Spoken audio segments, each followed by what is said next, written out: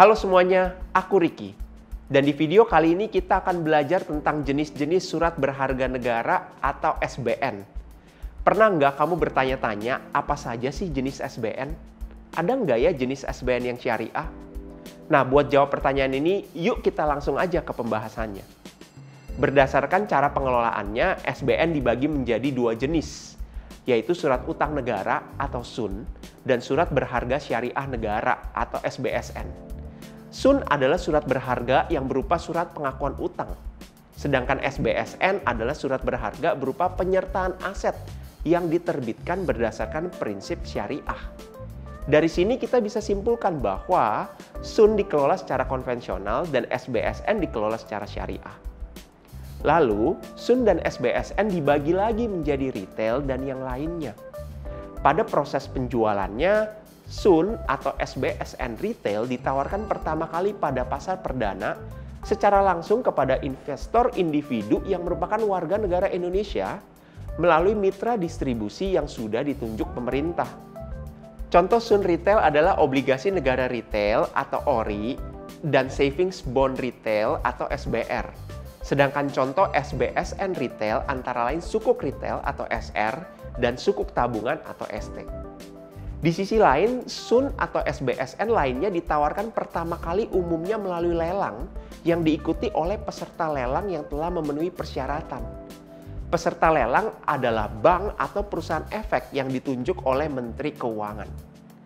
Setelah lelang, SUN atau SBSN lainnya akan bisa dibeli oleh masyarakat di pasar sekunder melalui dealer atau agen penjual. Contoh SUN lainnya adalah fixed rate reguler atau FR, variable rate reguler atau VR, dan zero coupon bonds. Sedangkan contoh SBSN lainnya adalah project based sukuk dan Islamic fixed rate.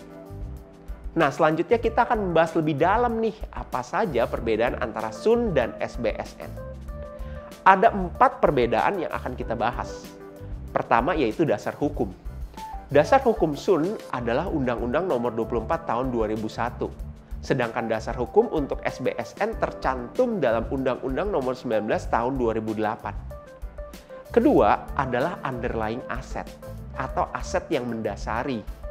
Pada umumnya penerbitan SUN tidak memerlukan aset yang mendasari, sehingga ketika kita berinvestasi pada SUN, kita akan mendapatkan surat pengakuan utang. Sedangkan SBSN harus memiliki aset yang mendasarinya untuk diterbitkan. Misalnya untuk pembangunan jalan tol, jalan raya, atau proyek pembangunan lainnya. Oleh karena itu ketika berinvestasi pada SBSN kita akan mendapatkan surat pernyataan kepemilikan atas aset negara. Perbedaan ketiga, fatwa syariah. SUN dikelola secara konvensional sehingga tidak ada fatwa syariahnya. Sedangkan SBSN dikelola secara syariah, yang artinya pengelolaannya harus mengikuti prinsip-prinsip syariah, dinyatakan halal, dan tidak boleh mengandung unsur masyir atau judi, goror atau ketidakpastian, dan riba atau usuri. Itulah sebabnya penerbitan SBSN juga didasari oleh fatwa dari Dewan Syariah Nasional Majelis Ulama Indonesia atau DSN MUI. Keempat, imbal hasil atau kupon imbal hasil yang diterima dari SUN berupa bunga. Namun, imbal hasil yang diterima dari SBSN berupa uang sewa atau ujroh tiap bulannya. Nah, gimana? Sekarang kamu udah lebih tahu kan mengenai jenis-jenis SBN yang ada. Kesimpulannya, SBN berdasarkan cara pengelolaannya dibagi menjadi dua jenis, yaitu SUN yang dikelola secara konvensional dan SBSN yang dikelola secara syariah. Dan SBN dibagi menjadi retail dan yang lainnya. SBN bisa menjadi salah satu pilihan investasi yang sangat menarik karena terdapat berbagai jenis yang bisa kamu pilih. Jadi terus belajar mengenai SBN dan jangan lupa mulai berinvestasi.